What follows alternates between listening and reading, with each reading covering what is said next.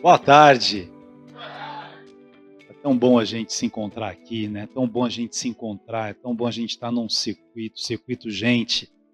E hoje a gente tem mais, já nosso terceiro circuito gente, um tema essencial, educação profissional, que é um tema que o mundo está discutindo, uma reflexão profunda de como é que a gente prepara as pessoas para a vida e para o mercado de trabalho ao mesmo tempo. Para isso a gente convidou duas pessoas muito especiais aqui.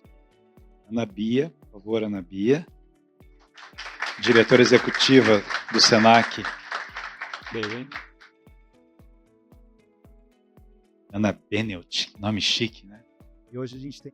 E o nosso reitor do Instituto Federal do Rio de Janeiro, Rafael Almada. Bem-vindo.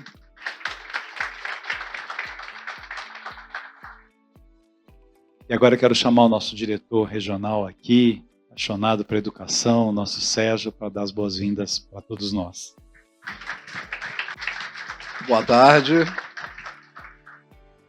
Só ressaltar aqui que, além de ser reitor, também é conselheiro do Senac, né? Então, importante a gente frisar. Ele é magnífico, viu? Nenhum de nós aqui é magnífico, só ele, né? Magnífico reitor. Então, muito obrigado por vocês estarem aqui.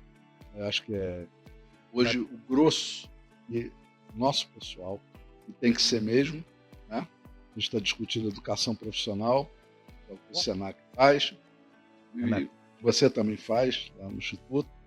Então, eu acho que essa discussão vai ser muito rica para a gente, né, ver a visão, como eles estão enxergando o que vem aí pela frente. Então, é só para dar boas-vindas e agradecer a todos.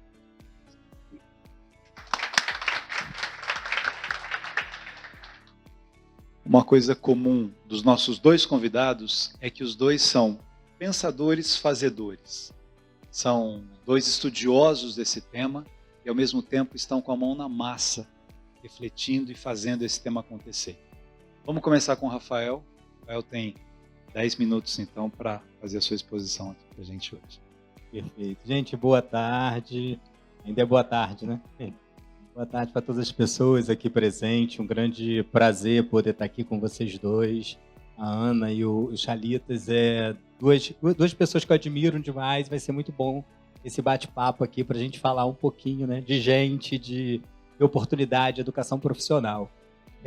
Eu sou, para quem não me conhece, né, eu sou, além de com muito orgulho, conselheiro do Senac, né, dou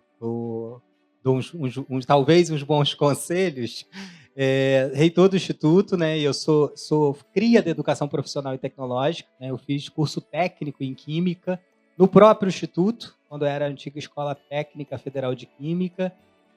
Sou cria da Baixada Fluminense, nasci na Pavuna, estudei em Nilópolis, então tenho uma relação muito forte com aquela região e fiz o curso técnico lá. Então eu falo com muita propriedade como alguém que a educação profissional transformou a vida, né? Eu tenho amigos que infelizmente não estão mais entre a gente, tenho amigos que se perderam nesse caminho pela transformação que a educação permite, né?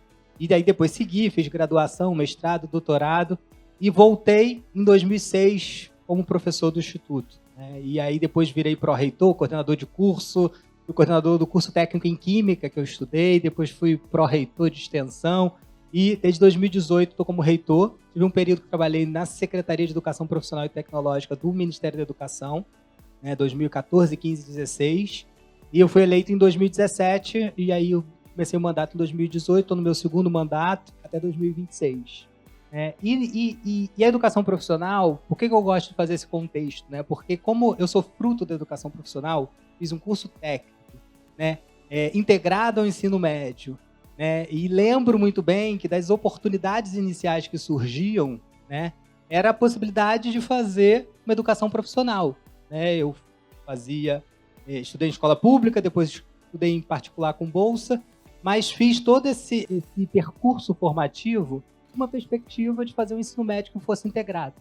Na época eu até, inclusive, passei pelo Senac, né, e aí esse resgate é interessante, porque eu passei por curso técnico de contabilidade que tinha integrado, né, e isso em 1995, 95 para 96.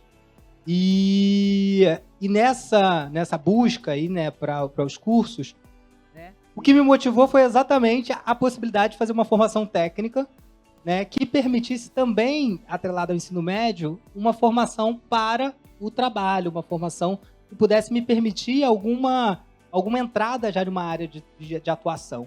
E o que é interessante, né, nesse contexto também, um pouco da minha história, mas eu acho que vai refletir muito o que a gente está pensando na educação profissional, para onde a gente está indo, é exatamente porque eu não tinha opção de área. Né? Um estudante de 14 anos, 13 para 14 anos, o que eu estava querendo era exatamente uma formação técnica, tanto que eu fiz contabilidade para o Senac, fiz colégio Pedro II, mas acabei não preferindo por ser só o propedêutico, não ter a formação técnica, fiz o instituto, né, técnico em química, fiz outras instituições, mas o meu foco foi fazer uma educação profissional. E aí, nesse contexto, a própria formação de graduação, de mestrado e doutorado, ela foi um pouco norteada por essa formação técnica. Porque a formação técnica, ela acaba já te direcionando para opções e possibilidades do itinerário formativo que você consegue entender aonde você pode melhor se adequar. Né? E o grande problema que a gente discute da questão do ensino médio, a questão é exatamente o interesse de você nortear um caminho que te permita fazer escolhas, fazer opções. E a educação profissional ela tem muito isso, né?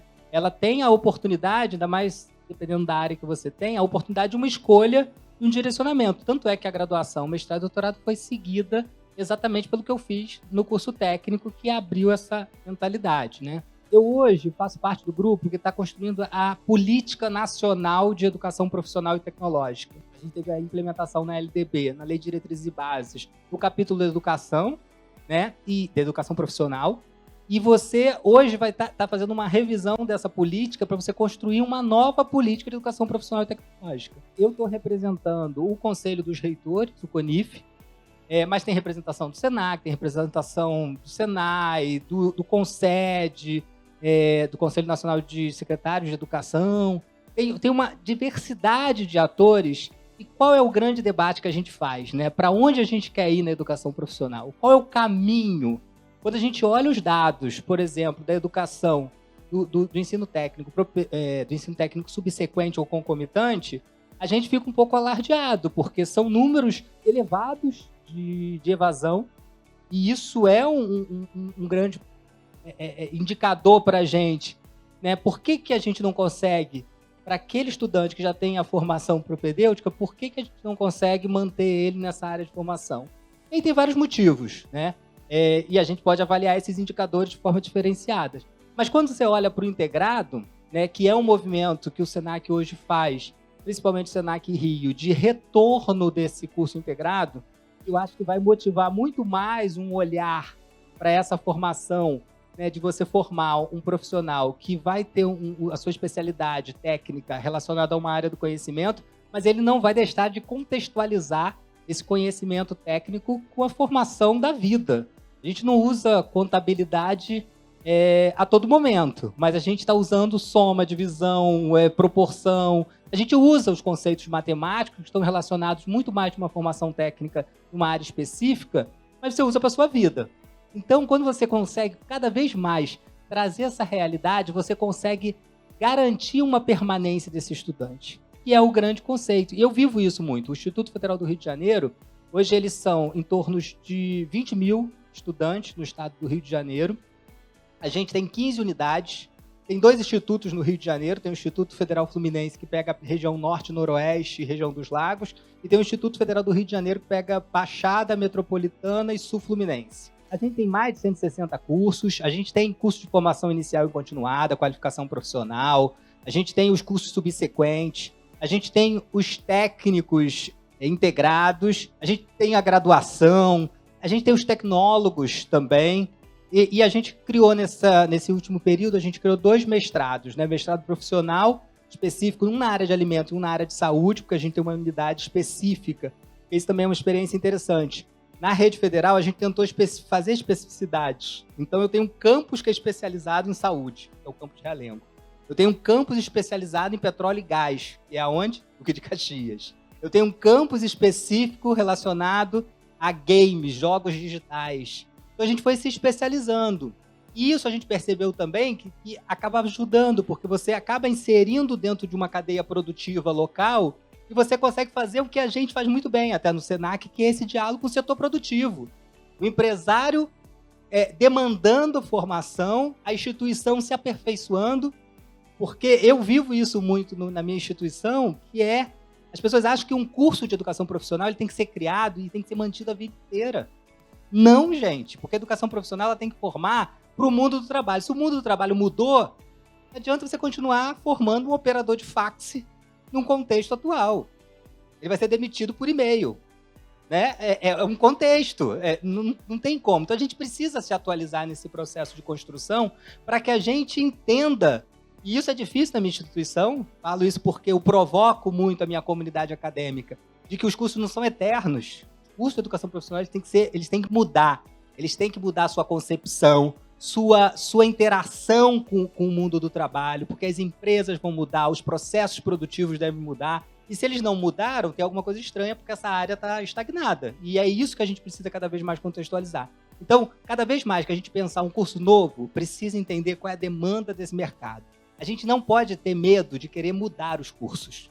Isso não pode ter. A gente precisa ser provocado, a gente precisa arriscar novas oportunidades, porque nesta construção de novas oportunidades, a gente descobre novos processos de formação, novas demandas e cria um profissional muito mais antenado com o que você tem de realidade. Então, eu acho que cada vez mais a educação profissional ela é viva, muito mais do que a formação simples, a formação propedêutica simples, apesar de também ter sua riqueza e sua diversidade, mas ela acaba muito já iniciando alguém para uma área específica, e isso faz com que o processo formativo ele seja leve e permita com que a gente possa fazer com que esse estudante tenha garantia de continuidade no itinerário de formação.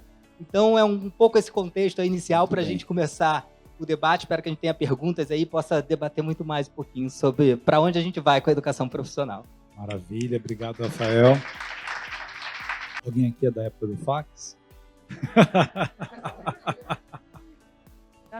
Eu dirigia um colégio em São Paulo, Peridomos, eu tinha 20 anos, e eu me lembro quando chegou o fax pela primeira vez, os professores foram na minha sala para ver, porque ninguém acreditava que ia daquele papel ia sair alguma coisa que alguém colocou num outro lugar, né?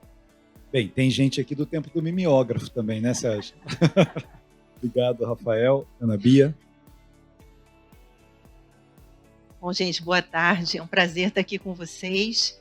Estou em casa, né? Que bom, todos aqui do Senac.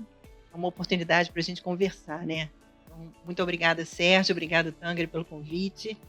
É um prazer e uma honra participar de um debate sobre educação profissional e tecnológica, que hoje é considerada como vetor tanto de inclusão produtiva, mobilidade social e educativa da juventude, quanto vetor de desenvolvimento, produtividade e inovação do setor empresarial. Ela tem estado no centro do debate nos organismos multilaterais, nos organismos e de todos os países, né? Para falar sobre esse tema que foi proposto, para onde vamos, né? Onde estamos, para onde vamos, eu resolvi começar de um vídeo que vai narrar a experiência de uma jovem de transformação social por meio da educação profissional. Não é só uma transformação individual, aí tem uma transformação familiar também. E a partir dele, eu vou pontuar depois alguns aspectos que estão em evidência e outros que não estão em evidência no vídeo para trazer esse debate sobre para onde vamos.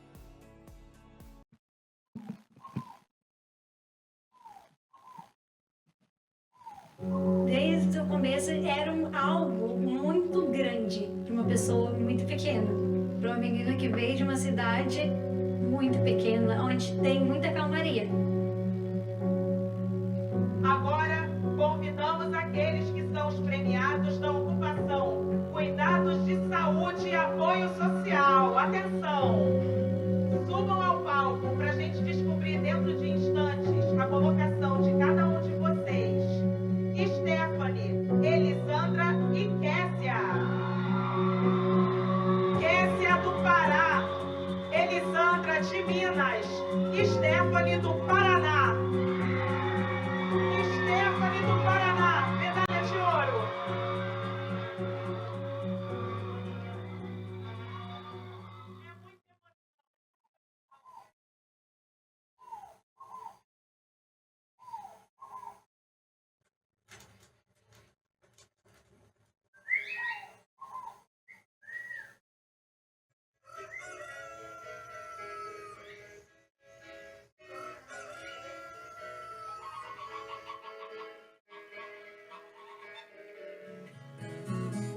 A Stephanie, desde pequena, ela sempre foi muito independente. Eu sempre trabalhei, daí acho que eles viam que eu trabalhava, eles queriam ter o dinheirinho deles também. Dia dos finados ela colocava uma carriola e saía na rua, de porta em porta, batendo palma e vendendo flor.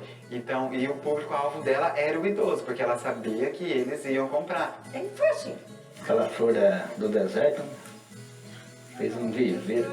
Eu acho que o que vem na mão dela, ela tem a capacidade de fazer.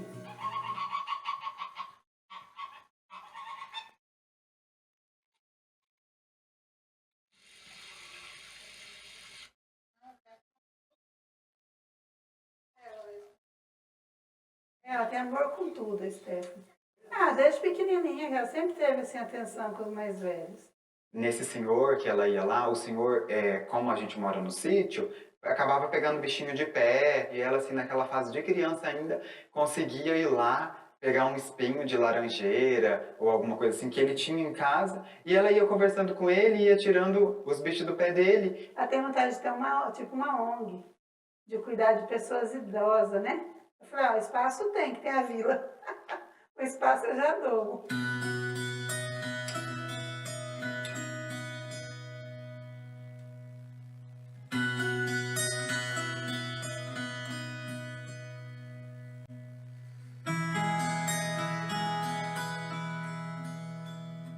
Olha, sentar na cadeira assim, essa última aqui, sentar na cadeira que eu vou levantar, eu caí de lado, quebrou a perna aqui. A avó ficou acamada há 6 meses. Ela que dava banho em mim, cuidava de mim os dois. Veio um enfermeiro aqui de fora, foi só eles dois. Pois ela tinha que trocar fralda, trocar tudo. Essa de cuidar da minha avó também, ela foi muito prestativa, sabe? E aí eu já vi ali que tinha um diferencial.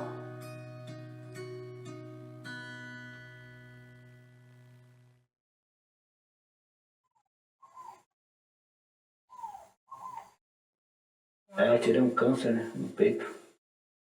Desde quando ela operou de um câncer no peito, aí ela que cuidava ainda, que eu tinha rastuda, o curativo, ela que pegava e fazia. Cuidou de tudo. Os dois, né?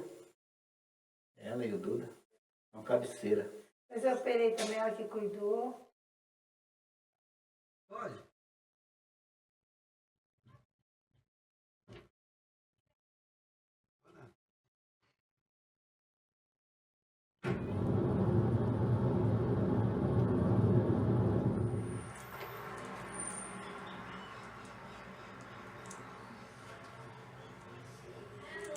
Aqui foi onde tudo começou, onde eu entrei uma menina e saí uma profissional de excelência.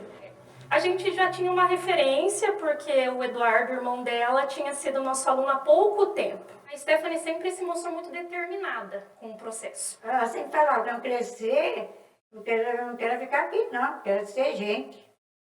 Sair pra fora, estudar pra fora, ela sempre falava. Então ela tinha muita vontade de ser competidora, de ganhar, então ela sempre demonstrou muito isso. Porque as roupas largas não vai prejudicar o estômago, não vai ter o risco de ficar ali fazendo uma aflição. Isso é o que a gente espera ver no estômago. E qual que é a tua expectativa quanto à competição? A minha expectativa é ir pra França. É ganhar, né? A vitória. É isso que eu almejo. Tudo isso que passava de pegar carona, de ir pra uma cidade diferente, de ter aulas à tarde, noite, era algo que meus olhos brilhavam, sabe? Eu sabia que era pra mim aquilo. Eu acordava muito cedo, junto com as galinhas. Então eram umas 5 horas, 5h20, eu já estava acordada pra ir pro postinho, pra ir trabalhar. Depois, meio-dia, pegava carona com a ambulância e quando não tinha ambulância, porque não era todos os dias que os pacientes tinham consultas aqui em Paranavaí, eu pegava carona no Santo.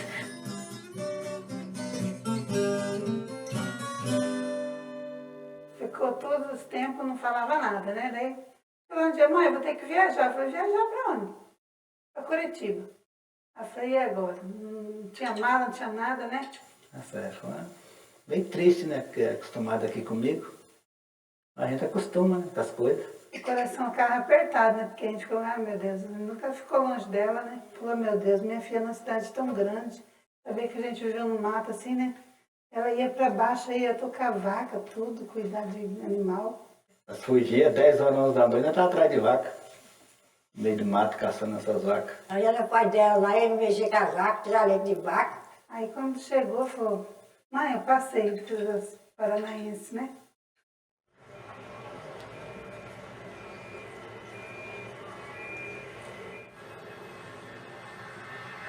Ela é a primeira da nossa família a cruzar o estado, a cruzar um país, a andar de avião. Nenhum de nós conseguimos ainda. Então o Senac também possibilitou isso. Rapaz, ela já viajou mais do que eu, né, cara? Conhece o mundo inteiro, eu não conheço nada. Só conheço Curitiba. Eu não vejo aqui nem avião, você chega minha filha voando lá.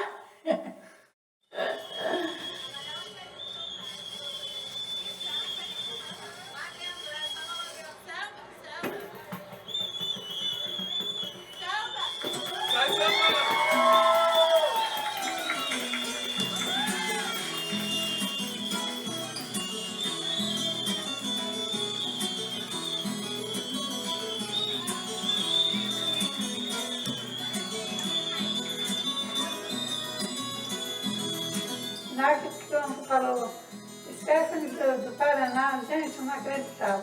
Aí eu falo, marido, não é Stephanie não. Ele falou, não, é minha filha sim, estou acreditando que é ela sim. Com a prata, Elisandra de Minas Gerais e ouro da Stephanie. Stephanie do Paraná, medalha de ouro.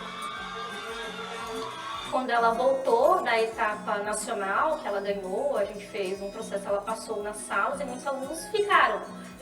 Ai, mas a gente não sabia, né? A gente não conhecia. Esperava que ela ia chegar tão longe assim. Minha arteirinha. A gente não ia poder estar estudando essa possibilidade deles, né? De estar indo aonde cá. Graças ao Senac está conseguindo, né? Sempre foi inteligente, né? A passagem pelo Senac e pela enfermagem em si, todo mundo precisaria, sabe? Qualquer profissão precisaria, porque é você trabalhar em cima do humano, né? Em cima da dor do outro. Eu não posso estudar nada, né? A gente tem que trabalhar para estudar. E meus filhos estão estudando, graças ao esforço deles. E graças ao Senac que a minha filha conseguiu, né? Ir para frente também. Os meus pais, a minha mãe é faxineira. E aí, através da educação, ela nos possibilitou a chegar em lugares e a sentar à mesa de filha dos patrões. Para mim é um orgulho de filha. Sim, muito orgulho. Meu orgulho, né, cara?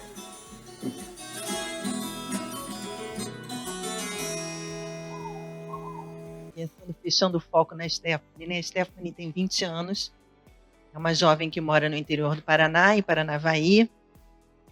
Ela fez todo o seu ensino fundamental e médio em escola pública. Ela sempre gostou de cuidar dos outros, de cuidar dos idosos, queria ter uma ONG, né? E ela, então, resolveu, depois de fazer o ensino médio, porque ela tem 20 anos, ela foi procurar o Senac para fazer um curso em técnico em enfermagem mais próximo da casa dela. Vejam só, assim que ela começou, ela conseguiu um trabalho de auxiliar de enfermagem no postinho. Ela fala assim, eu pego, às vezes eu vou de ambulância para o Senac, né, no postinho, porque ela começou como auxiliar de enfermagem.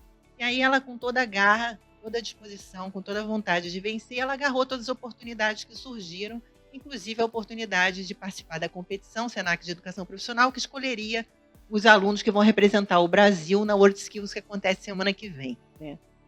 Bom, e agora vamos olhar para abrir o quadro, né? O Brasil tem, acho que 17% da nossa população, cerca de 34 milhões de jovens de 14 a 24 anos. Desses, 5,5 milhões estão desempregados, 1,7 milhões não trabalham nem estudam. Se a gente diminuir, estreitar essa faixa etária de 18 a 24 anos, a gente tem 24,4% de jovens que não estudam nem trabalham, a sexta maior taxa do mundo, né?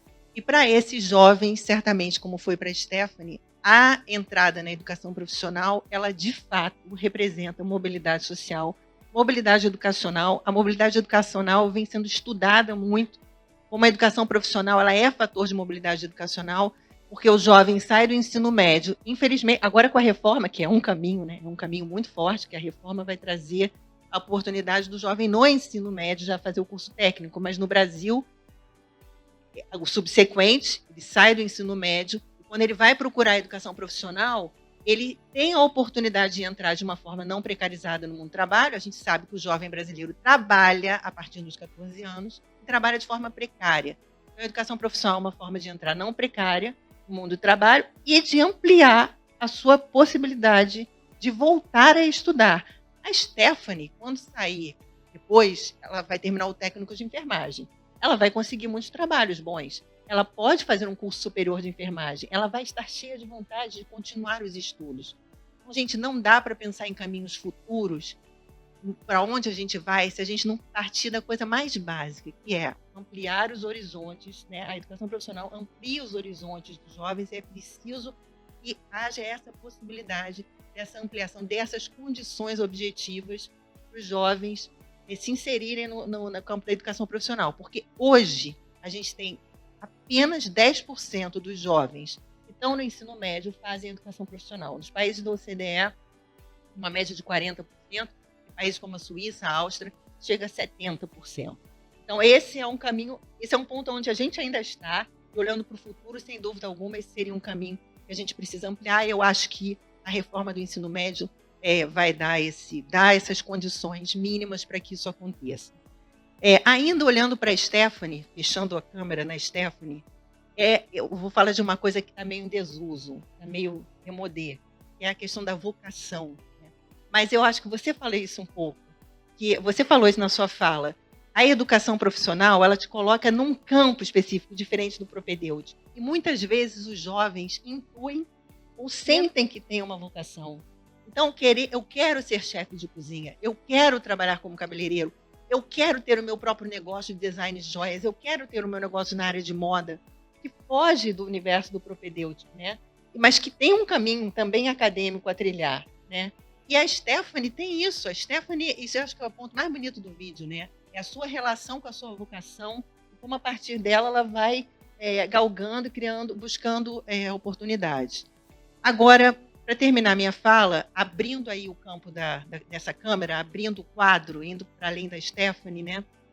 Eu acho que a gente tem que pensar para onde a gente está indo, o que está nesse vídeo, o que não está evidenciado no vídeo, mas que está por trás. O que a gente tem ali no vídeo? Condições de oferta. Então, você tem uma instituição que tem uma capilaridade enorme, que é o SENAC, assim como você tem os institutos federais, que estava próximo dela. Né? Condições de oferta. Abrangência da oferta.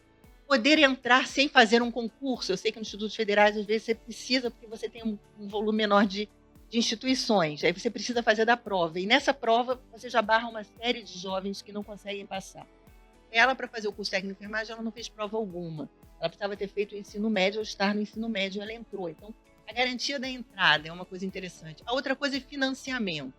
E aí, para a gente olhar para o futuro, no financiamento da educação profissional, hoje, a reforma do ensino médio prevê que, se o jovem optar pelo técnico dentro do ensino médio, ele pode fazer no SENAC ou no SENAI, a lei dos institutos federais, porque ele dobra a matrícula e o SENAC e o SENAI podem receber um recurso do FNDE. Então, eu acho que isso amplia a possibilidade de financiamento, isso amplia essa possibilidade de mais jovens passarem pela educação profissional, né, e técnica.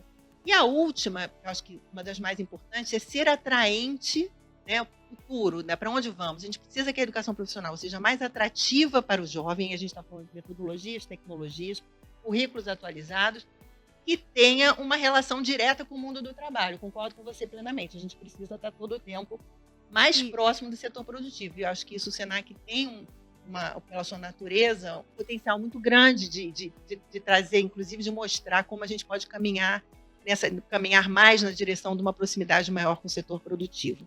Então, esses são os aspectos que eu acho que dá para a gente ver a partir do vídeo e que a gente pode, a partir daí, fazer um debate. Muito bem, obrigado, Ana.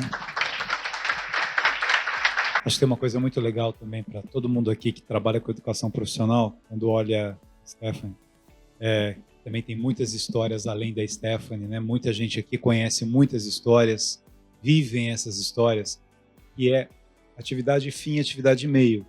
Quando você olha uma vida dessa transformada pelo SENAC, imagina quantas vidas são transformadas.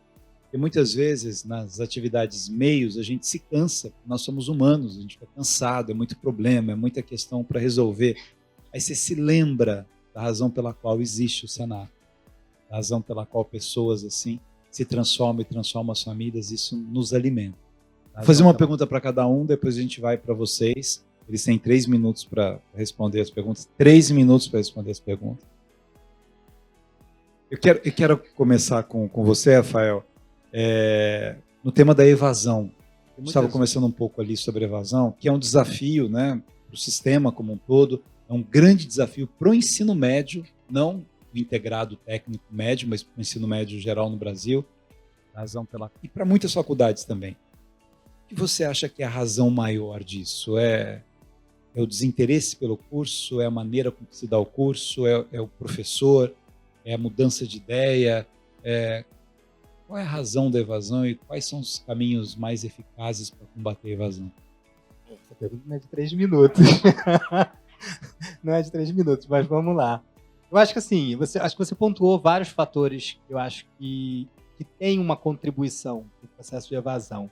Mas eu destacaria, dentre esses todos, a necessidade de transformar. A educação ela tem um poder transformador incrível. O vídeo maravilhoso, as histórias que você falou da burocracia, cada problema que surge lá na reitoria, eu falo, cara, que bom que tem o diploma para assinar, né? Que bom que tem o diploma, porque o diploma é a consolidação desse trabalho. Quando você vê o diploma ali para entregar, né? E hoje é digital que a gente assina, sai digital. É uma felicidade, porque você vê que aquela burocracia toda ela tem uma transformação nessa vida, nas pessoas, nas possibilidades de novas oportunidades. A Ana traz isso, assim, eu acho que a educação profissional ela indica muito um caminho. Então, eu acho que a educação profissional ela precisa ser estimulante, ela precisa ser inovadora, né? Criar mecanismos de inovação nas instituições de ensino é fazer com que a sala de aula pense também que ela tem que inovar. Eu sou da área de química, né? Os conteúdos de química, os processos químicos, tem uns que são 50 anos os mesmos processos, 100 anos os mesmos processos. Só que você muda a perspectiva do que você gera de resíduo, do que você pode reduzir dos impactos, se o seu produto ele tem viabilidade hoje num contexto da sustentabilidade. Então, a educação profissional ela precisa se renovar para ser interessante. Eu acho que esse é o fator principal. Eu sei que a gente tem vários problemas sociais no nosso país, isso afeta no dia a dia, né? Você vê essa história, o ambiente que ela estava, a possibilidade dela ter que sair da região dela para ir estudar, isso é desestimulante, né? Todo mundo gosta de trabalhar perto de casa, de estudar perto de casa, porque hoje cada vez mais o ambiente está mais confuso, é engarrafamento, é estresse, as redes sociais criam ambientes que todo mundo é feliz, né? E isso tudo afeta. Então, se a gente não tem um ensino médio que vai trazer para ele, ou seja o ensino médio, seja a educação profissional, o que for, que traz uma realidade para ele e perspectiva, ele se torna desinteressante. Então, na primeira conta que ele vai ter que pagar, ele vai falar, pera, eu preciso de um salário para ganhar. O primeiro aumento na cesta básica vai impactar. Então, isso acaba desestimulando. Então, esses outros fatores sociais, financeiros, eles acabam se somando principalmente se aquela atividade não traz o interesse para esse jovem de, primeiro, ver perspectiva. Ele precisa ver perspectiva. O professor precisa cada vez mais estar alinhado num fator de aproximação da realidade dessa pessoa, né? Não dá para a gente falar, sei lá, de coisas muito distantes da realidade daquele grupo de estudantes. Por isso que quando você entra numa sala de aula, você precisa entender quem são aqueles estudantes, precisa entender aquele público, que a gente não pode lidar com os públicos diferentes do mesmo jeito. A gente precisa entender qual é a perspectiva, o que relaciona com o dia a dia deles, né? Se aquele estudante é de uma unidade, num ambiente diferenciado, se ele está mais interiorizado, se ele está numa região de mais dificuldades sociais, você precisa entender esse estudante para aproximar e conseguir garantir que essa evasão não aconteça. Deu para responder em 3 minutos e meio. Foi bom. Você tocou num assunto essencial dessa questão de países, né, principalmente da Europa, que tem um percentual de alunos no ensino profissional muito alto. O Brasil tem um histórico de um pouco de preconceito dos pais em relação ao ensino técnico, à educação profissional. Eu quero que meu filho tenha um anel de bacharel, de doutor, de não sei o quê. Você acha que no novo ensino médio agora, esse conceito que aproxima isso, você tem uma formação propedêutica, uma formação humana, que pode inclusive levá-lo à universidade, e ao mesmo tempo técnica. Você acha que esse é o caminho para diminuir esse preconceito? Ou o que falta para que exista essa compreensão? Porque os dados mostram, inclusive, uma empregabilidade muito mais rápida e maior, às vezes, da educação profissional do que da educação universitária. Como é que a gente resolve esse nó? Eu acho que esse é o caminho, sem dúvida alguma, né? Porque esse é um caminho que já foi trilhado pelos outros países, né? Os outros países que passaram pela reforma nesse ensino superior, são dois caminhos, né? Ou ele vai fazer o ensino acadêmico, ou ele faz o ensino, faz o caminho do ensino técnico, e aí ele já começa o ensino profissional no técnico, né? A partir dos 16 anos, né? Você tem metade do ensino médio, digamos, e depois ele faz a outra metade já no técnico, depois já para tecnólogo. Aí tem o mestrado profissionalizante, o doutorado profissionalizante, ele tem um outro caminho, né? No Brasil, a gente não tem isso, né? O Brasil, a educação profissional é geradora de renda, que é uma coisa, é um aspecto muito positivo, que gera renda mesmo, né, para o adulto de baixa renda. Mas para esses países, a educação profissional é uma modalidade de educação com um caminho. E aí você tem um mercado de trabalho que também remunera melhor esse profissional, né? Na Alemanha, o número de aprendizes que se abre de vagas é de acordo tem uma relação direta com o número de vagas que as empresas poderão contratar. Então, 100% tem aprendizes, 100% de contrato, 90%. Existe uma relação entre a aprendizagem e a educação profissional com o mercado de trabalho, uma entrada melhor e uma remuneração melhor. Agora, e aí eu acho que o Brasil tem tudo para caminhar nesse sentido. Ele precisava reformular o seu entendimento. Que isso, vou te dizer, já é uma coisa muito antiga. Na década de 60 o Brasil tentou isso. O Brasil vai e volta em relação ao seu entendimento com a educação profissional, né? Quantas reformas já não tiveram na história do Brasil? Eu acho que agora me parece que isso vai ser um bom caminho, sim. Agora, não tenha dúvida que a educação profissional, em qualquer lugar do mundo, ela é sempre vista como uma educação que tem menos... a elite, ela procura educação acadêmica, né? E o trabalhador procura educação profissional. Isso em qualquer país do mundo, né? Qualquer país do mundo é assim. Só que você tem um trabalhador que entra numa posição, numa situação melhor econômica e financeira. Agora, os países estão querendo mudar isso, essa visão preconceituosa de divisão de classe social dentro da educação. Então, existem uma série de reformas hoje na Alemanha, nos países desenvolvidos, para fazer o tal dos caminhos intercambiáveis. Quem optou por um caminho aqui acadêmico pode ir para o caminho da educação profissional, e quem está na educação profissional pode fazer um mestrado acadêmico, pode fazer, porque há alguns anos atrás eles eram campos muito definidos. E aí tinha uma definição de classe social. Mas isso também já está mudando. Tá? Então, eu acho que é uma questão que a gente está caminhando no sentido de que isso vai se desfazer, sabe, Gabriel? Ana, eu acho que tem uma coisa interessante também. Agora, o ensino médio regular está tentando copiar um pouco a educação profissional e a universidade também. Porque antigamente, né, nessa divisão, não, a elite vai mais para a universidade e tem uma preocupação de um conhecimento mais abstrato. Hoje, a sugestão para conhecimento abstrato é doutorado e pós-doutorado. Porque o grau de dispersão que as pessoas têm, você pega as principais universidades das várias áreas, é resolução de problemas. Você tem que resolver problema, que é uma coisa que a educação profissional já trabalhava, resolução de problema. Bem, agora é o momento de vocês, mas antes de vocês perguntarem, só para vocês pensarem nas perguntas, a gente vai fazer 1 minuto de momento cochicho. Então vocês podem cochichar um com o outro um pouco. O que vocês acharam disso que foi colocado aqui para que a gente passe para vocês perguntarem? 1 minuto. E tudo é cronometrado. Quem quer começar a perguntar? Ó, já tem 2 lá atrás. Ela e depois ele. Eu queria fazer uma pergunta, até pegando um gancho nas falas que foram feitas sobre esse estigma, né, da educação profissional. E existe, de fato, um preconceito, medo de que a educação profissional ela tenda até para um tecnicista e tudo mais. E eu queria perguntar para o professor Rafael o que ele acha que é o papel, em que medida a educação profissional pode contribuir para a formação de pensamento crítico, para questionamento do status quo. Não, vamos fazer 2 perguntas, aí responde. Então, o Peterson primeiro, tinha uma lá atrás que levantou. Bom, primeiro dizer, né, que eu acho que a gente tem que levar em consideração que, na atual conjuntura, para jovens e adultos trabalhadores desse país, a solução é a educação profissional e tecnológica. Não há discussão. Não há discussão. Né? Num país em que bacharelado está ligado à ascensão social e não a crescimento humano, o ensino profissional, a educação profissional é o grande caminho. E aí, professor Rafael, né, Uzrana, qual é a minha grande questão? Né?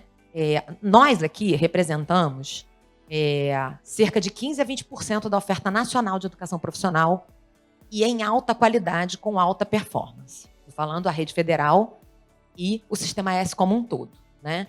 A rede federal é considerada uma Coreia do Sul, né? Uma ilha de excelência na educação profissional. Por quê? Porque nós temos uma estrutura, né, sobretudo de cargos e salários muito interessante, e, por outro lado, a nossa co-irmã, o Sistema S, tem uma estrutura de atendimento educacional aos nossos estudantes muito bom. A minha preocupação são os outros 85% das vagas que estão nos estados. Né? Como é que a gente torna a educação profissional interessante quando a gente tem uma reforma do ensino médio que transforma ela em 5º itinerário, cria disciplinas como fazer brigadeiro gourmet, né? Como virar quem quer ser um milionário e por aí vai. Né? Como é que a gente consegue, e aí eu estou colocando essa provocação porque a gente acabou de aprovar 13 novos conselheiros no Conselho Nacional de Educação desse país. Né? Como é que a gente pode, enquanto entes que são uma referência na educação profissional, contribuir com os estados para melhorar a oferta de educação profissional que atinja da mesma forma que nós, né, que a gente consiga fazer vários exemplos de se desenvolverem nos estados. Essa é a minha grande questão. Obrigada. Maravilha. Mais uma só, então, aí a gente passa para os dois. Eu tive a oportunidade, já mais ou menos uns 10 anos, estar lá no pavilhão do Rio Centro, e naquela semana acontecia uma feira do Senai, uma exposição do Senai. E era assim uma espécie de um concurso. Representantes de vários lugares de escolas do Senai do Brasil estavam lá fazendo várias coisas. E que eu me lembro assim que me tocou muito, havia lá um avião da Embraer, um avião antigo da Embraer, e esse pessoal era de um curso no Paraná de formação de mecânicos e técnicos de aviões, de aviação. Havia um outro que chamava também muita atenção, jardins espetaculares que eles fizeram em cima daquele piso do Rio Centro, né? Colocaram saibro, aquela coisa toda tal, mas eram jardins assim de chamar a atenção. E ainda não estava nada pronta, porque só no dia, 1 ou 2 dias depois lá de visita, né, é que teria a eleição, a escolha, etc. E tal. Chamou também muita atenção pisos cerâmicos, aplicação de pisos cerâmicos, como colocar, como vedar, como colocar rejunte, como fazer essas coisas todas. E os desenhos, impressionava, todas essas coisas impressionavam. Por último, formava pessoas que tinham capacitação, criando capacitação para equipamentos dentários, e esses equipamentos periféricos do hospital, falta isso, o aparelho que mede a pressão, que faz isso, faz aquilo. Né? Então, essas coisas aqui, né, o país é um país que deveria ter deslanchado a questão da aviação. Né? Nossa situação toda, o tamanho do país, etc. e tal. Não deslancha e está tudo quebrado, tudo falido. A jardinagem, que é uma coisa que ninguém gostaria de ver um filho, padre ou jardineiro. Né? Então o pessoal fica todo ali. Embora exista uma demanda gigantesca. Para padre e para jardineiro. Tá certo?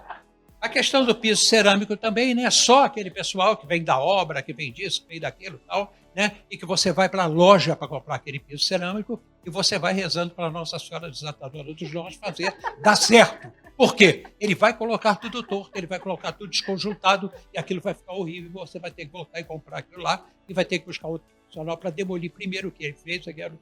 É a experiência da vida da gente. Os equipamentos, então, equipamentos médicos, essa coisa toda, né? Os hospitais, os centros, os hospitais federais, estaduais e municipais, a ordem é não consertar nada. Né? Essa crise que tem nos hospitais federais aqui no Rio de Janeiro, nós temos visto aí, temos descoberto em bom sucesso, andar aí pilhas de equipamentos, né, que pura e simplesmente são encostados, porque o negócio é comprar novo. E nessa ânsia de comprar novo, não há dinheiro, porque efetivamente é um país pobre, né, com muita potência, mas um país pobre, não sabe transformar a riqueza em dinheiro circulante, então é uma coisa aí. Eu apelo que toda vez que for possível, o Instituto Federal, toda vez que for possível, o SENAC, fazer exposições, fazer coisas e chamar principalmente aqueles que ainda não estão matriculados para despertar a vocação. Muito bem. Bom, fez perguntas aí bem desafiadoras. Eu acho que a educação profissional, ela não pode ser, e eu reforcei isso muito, né, segregada da vida real. Assim como a educação, estudar história, geografia. A gente só pegar a geografia para estudar lá os biomas e o que é isso, o que é aquilo, Caatinga, Serra. Não, aquilo ali a gente decorava na geografia, muitas vezes. E ela precisa ter realidade, eu preciso entender. Eu dei muita aula de química analítica ambiental. E a gente falava muito da perspectiva da floresta, e as pessoas achavam a Amazônia muito longe. Mas é verdade. Mas você tem aqui o engarrafamento, que é um problema ambiental, você tem a poluição, você tem agora com as queimadas, isso é um problema ambiental. E a gente, como é que a gente relacionava? Trazendo isso para a vida, trazendo para o dia a dia. Uma coisa que é muito curiosa, que sempre me provocou muito, eu quando comecei a dar aula, eu falava do elétron, dava aula de química geral, e eu sempre, para exemplificar a luz, né, a energia, eu pedi um exemplo. Alguém, como é que a gente desenha a luz? Sempre falavam lâmpada, sempre. Lâmpada. Eu desenhava lâmpada e desenhava e explicava a luz. Até um dia que um aluno falou para mim, sol.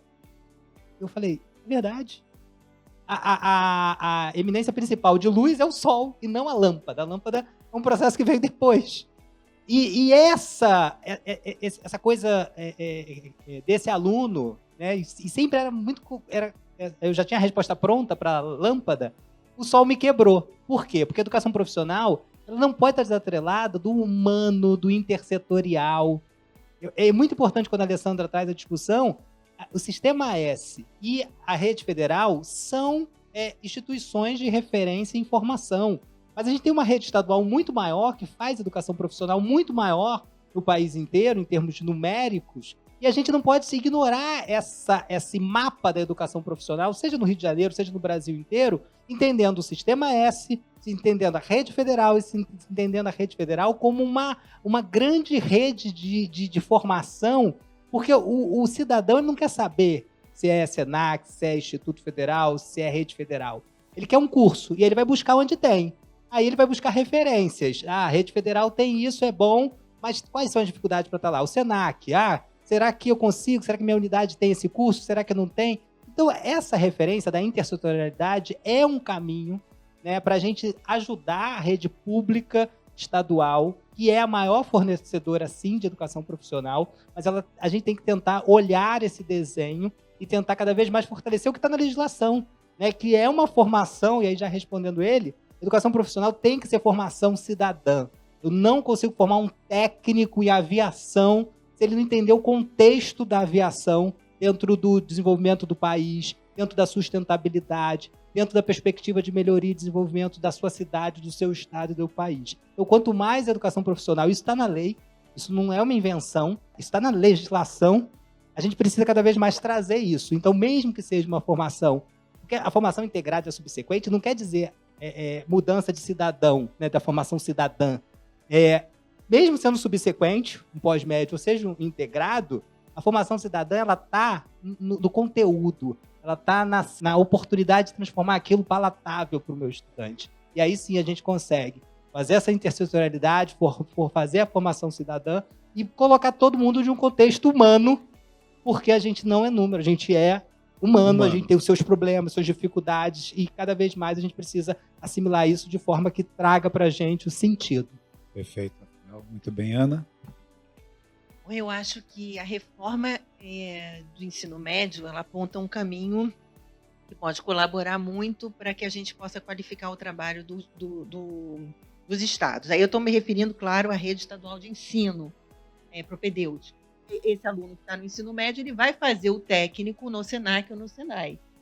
Isso é uma forma da gente garantir um fortalecimento da educação profissional nos estados, por meio das redes estaduais de ensino. Eu acho que esse é um caminho que está posto. O SENAC tem 2 experiências que já estão sendo muito bem sucedidas nesse sentido, no Distrito Federal e no Mato Grosso do Sul. Senai é os que têm mais experiência, a gente quer alargar essas experiências. A gente tem parcerias com convênios com as redes estaduais e a gente oferece essa parte, esse 5º itinerário, né? Já estávamos oferecendo antes da reforma e agora vamos continuar. Eu acho que o Senac, nesse caso, tem muito a contribuir por aí. Mais 3 perguntas? Queria aqui complementar um pouquinho, pegar o gancho da pergunta do Peterson, né? Peterson. E eu gostei muito, e ao mesmo tempo ali a experiência da Ana, em relação a talvez juntar as duas coisas. Eu acho que a pergunta dele, muito substantiva, é que a cultura geral, e mesmo na específica, ela precisa, quer dizer, quando a gente está vendo alunos de experiência de inteligência artificial, ele está usando, sim, o que ele leu aos 16 anos, aos 14 anos, de Dom Casmurro, enfim. Essas coisas, vocês vão achar estranho eu falar isso, mas está ali no subconsciente dele. E é importante, eu acho que era o que o Peterson queria dizer. Ou seja, a cultura geral, ela é muito importante também nessa prática. E aí eu pergunto a você, Ana, você falou nas 600 horas e no que sobra para complementar. Seria possível nesse excedente ou nesse complementar, exatamente, será que não foi isso uma das ideias, de complementar a formação com algo mais cultural, que desse um pouco mais do senso crítico? Ele falou no senso crítico. Eu não vejo como formar senso crítico que não seja através de leitura e de conversa. Não é à toa que os clubes de livro estejam se multiplicando muito na internet. Fico até muito feliz com isso. Porque é a maneira de você formar o senso crítico. Quer dizer, você não pode ficar pegando a internet e acreditar naquilo tudo. Muito bem. Então, a sua formação específica, se ele for um consertador de drone ou tudo mais, que aquilo ali vai levar a cabeça dele para o espaço e tal, com certeza, no meu entendimento, ele terá aplicação para essa formação. Eu queria ouvir aqui, espero ter sido clara. Não, foi ótimo. O que mais? Você tocou nesse assunto também, né? Quer dizer, não tem uma formação profissional que não seja uma formação cidadã. Quando a Dulce traz essa dimensão literária, cultural, parecia no passado que a educação profissional não se preocupava com isso. Ela estava muito focada exatamente naquela preparação para o trabalho, em trabalhos específicos. Parecia. Boa educação profissional sempre se preocupou com isso. Mas, por outro lado, a gente também teve a educação que não era profissional, a educação regular, durante um tempo, no mundo e no Brasil, os Estados Unidos estão revendo isso hoje, a diminuição da área cultural, da área esportiva. Quando começaram as grandes avaliações internacionais, eles achavam o seguinte: estamos perdendo tempo com isso. O que importa é ensinar inglês, ciências e matemática, português, ciências e matemática. O que importa é isso. E, de repente, hoje, você tem um grande desafio, que é essa formação humana, que é um mercado que muda o tempo todo, né, que tem uma dinâmica imensa. Então, como é que você faz aquilo que os gregos chamavam de paideia, né, os romanos chamavam de humanitas, que é um conhecimento de humanidade, e, ao mesmo tempo, ajuda essa pessoa a sair dali trabalhando? Você respondesse em 3 minutos e concluísse. Eu vou resgatar nesses 3 minutos aqui, 1909, né, que é o início da educação profissional. Nilo Peçanha, quando cria a Escola de Aprendizes Artífices, ele traz um conceito de formação, obviamente um conceito que mudou muito desde 1909, mas ele vem num processo crescente de discussão. E a Ana trouxe isso muito didaticamente também, que foi os sobe e desce da educação profissional. A gente teve vários momentos. A gente teve um decreto 5154 no início desse século, né, que trazia a separação, o rompimento dessa formação ampla, né, formação cultural, formação de vida, da própria formação da educação profissional. E você viu que isso não deu certo e a gente teve que rever e construir. Mas esse processo ele vem acontecendo. A LDB de 1996, né? Começou a discussão em 93, mas é de 1996, se eu não me engano. Às vezes você falha com as datas. Mas só em 2008 que vem a educação profissional dentro da LDB. Um capítulo específico de uma legislação complementar. Por quê? Porque ali a gente viu a necessidade de mudar esse conceito da educação profissional, porque ela não estava nem na educação básica, ela não estava nem na educação superior, mas aonde ela estava, né? E aí a gente criou um capítulo dentro da LDB que cria essa possibilidade da discussão. Então, de 94 a 98, mais ou menos, foi uma discussão muito forte, era também, para que você forma um técnico se ele vai fazer graduação? Gente, não tem que limitar conhecimento. As pessoas têm que fazer o conhecimento que ela quiser. Elas têm que ser livres para poder estudar o quanto elas quiserem, né?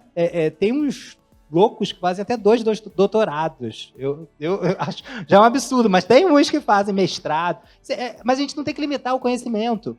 Então tinha uma discussão, isso muito na rede federal. Você está investindo recurso num cidadão para ele fazer técnico e ele fazer bacharel? Mas por quê? Porque criou uma cultura do bacharelismo. Então, assim, a própria transformação da educação profissional, ela precisa entender, primeiro, que conhecimento não é limitado. As pessoas têm que ter liberdade de cada vez mais querer mais e conhecer mais. Segundo, que a educação profissional, ela é vários dos caminhos de formação e que a gente precisa entender que a possibilidade de formação ela é necessária também. Ninguém fica estagnado. Quem fica estagnado está errado. Tem que cada vez mais se formar mais. E o Brasil, também nessa questão do bacharelismo, ele acabou muitas vezes prejudicando a formação técnica, porque criou esse preconceito que a Ana trouxe também. Ele é técnico, ou o curso de curta duração é ruim. Não! Formação aligerada, ela não é ruim dependendo da área do conhecimento, mas ela tem que se complementar com uma educação também integrada, integral até nessa discussão do ensino integral.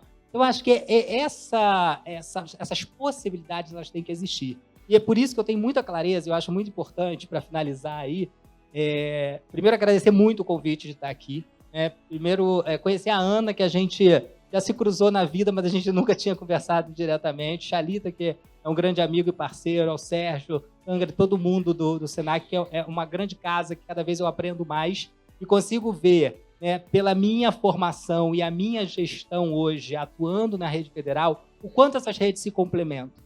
Essas redes não tem que ter disputa de cidadão que vai estudar. A gente tem que se complementar, porque quem ganha a sociedade. Tenho muito orgulho de poder participar dessa casa também. Tenho muito orgulho de poder trazer a rede federal para a gente também discutir, porque às vezes tem esse estigma também, que a rede federal que tem os problemas. Tem vários problemas, toda instituição tem os seus problemas, mas a gente também tem muita referência de formação, como tem o Sistema S. E eu acho que cada vez mais a gente precisa se complementar. A gente precisa entender e olhar e também ajudar as outras redes, como a gente colocou um pouco aqui. Então, muito obrigado por essa troca tão importante e conte sempre comigo. Obrigado, Rafael.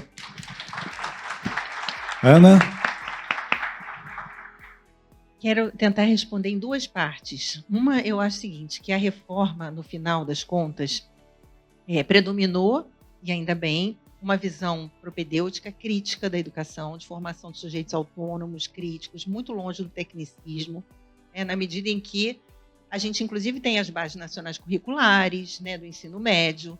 Então, hoje, as escolas elas não inventam o que elas vão dar, elas têm uma base curricular comum. E essa base curricular comum, ela tem, inclusive, uma proposição de trabalhar de forma...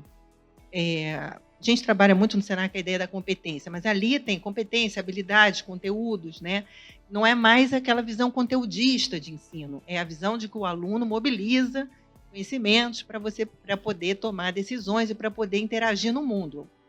O PISA é isso, a prova do PISA é isso, Os vestibulares, o Enem, está cada vez mais isso, ele é menos conteudista. A forma como a educação hoje no Brasil, no ensino médio, vem se tomando forma, é uma forma mais construtivista, assim, do ponto de vista da sua proposição. Porque uma coisa é a proposição, outra como ela se organiza, como ela é feita, certo? E aí cada escola tem a sua possibilidade de criar o seu projeto pedagógico, Então tem escolas que vão ser mais construtivistas, outras que vão mais com tecnicismo, mas o que está posto nas diretrizes do Conselho Nacional, na base comum curricular, na reforma do ensino médio, é a formação de um sujeito crítico, autônomo, que possa mobilizar conhecimentos. E quando eles mudaram, porque antes eram os itinerários, então estava aquela coisa, você tem uma base, era ciência, matemática, inglês e tal, português, e depois você vai para um caminho, para o outro, para o outro. Hoje não é mais assim. Hoje você tem aquela perspectiva do aprofundamento de conhecimentos, seja linguagens matemáticas, seja ciências da natureza, dependendo da área para onde o aluno vai. E aí, se o aluno quiser fazer educação profissional, ele vai optar por um caminho que, se ele fizer com o Senac, a gente vai fazer tudo para que isso se integre. Aí depende de cada instituição, de cada projeto. O Brasil é muito grande, são muitas escolas, aí você teria que fazer um trabalho de formação dos docentes, temos que olhar para a formação continuada dos docentes no Brasil, né? A gente não tem isso, né? Então, eu não tenho esse receio. Você falou assim, será... Eu não vejo essa dicotomia mais entre um tipo de ensino e outro ensino, sabe? Até porque, do ponto de vista prático, a coisa que mais cresce no Brasil hoje é o integrado, né? O integrado e a reforma e todos os investimentos que o MEC pretende fazer no sentido de ampliação do tempo integral. E você veja, por que isso? As experiências no Ceará, a experiência do Ceará, que foi maravilhosa, os alunos do Ceará melhor pontuaram no Enem, melhor pontuaram para a entrada na universidade. Por quê? Porque eles faziam no tempo integral e no contraturno eles faziam técnico. Então, o técnico, ele deu a esses alunos ainda mais possibilidades de ter uma autonomia, de construir um conhecimento autônomo, né, uma visão crítica, porque a educação profissional ela é o conhecimento aplicado. Né? E é o que você falou, né, Gabriel? Hoje as universidades têm buscado essa metodologia, uma metodologia dos projetos integradores, dos projetos de vida, enfim, trazendo que isso nasce com a educação profissional. Bom, isso não nasce com a educação profissional, né? Isso já nasce com o movimento da escola nova, né? Isso tem um movimento dentro da educação, mas a educação profissional ela pegou essa ideia do aluno que faz, né, que mobiliza seus conhecimentos para tomar decisões e para poder ser mais autônomo na sua vida. A gente pegou muito isso e a gente transformou isso em metodologia, educação profissional, né? Então, eu não tenho tanto receio, assim, sabe, do tecnicismo, mais como eu via antigamente, que tinha uma coisa muito separada, muito dicotômica. Eu acho que as coisas têm se combinado mais. Muito bem. Obrigado, Ana. Obrigado, Ana. Obrigado, Rafael. Obrigado a todos vocês que vieram aqui. Obrigado a quem nos acompanha também, né, pelas tecnologias online. Nome aqui do nosso diretor, Sérgio, Jussara, Tangari, Murilo, Gabriel, o pessoal que organizou. E é muito legal a gente poder trazer pessoas, refletir, pensar, cochichar. Criamos hoje essa história do cochicho, foi uma boa, né? Mas sair pensando um pouco nisso. Eu acho que o que nos une aqui é uma paixão profunda pelo ser humano, pela educação, essa crença de que o ser humano pode muito mais do que tem feito. E quando a gente abre espaços, né, para a gente e para o outro, a gente melhora o mundo em que a gente vive, né, o tempo e espaço que a gente tem da existência, essa beleza do educar. Então, muito obrigado e até o próximo Circuito Gente. Obrigada, gente.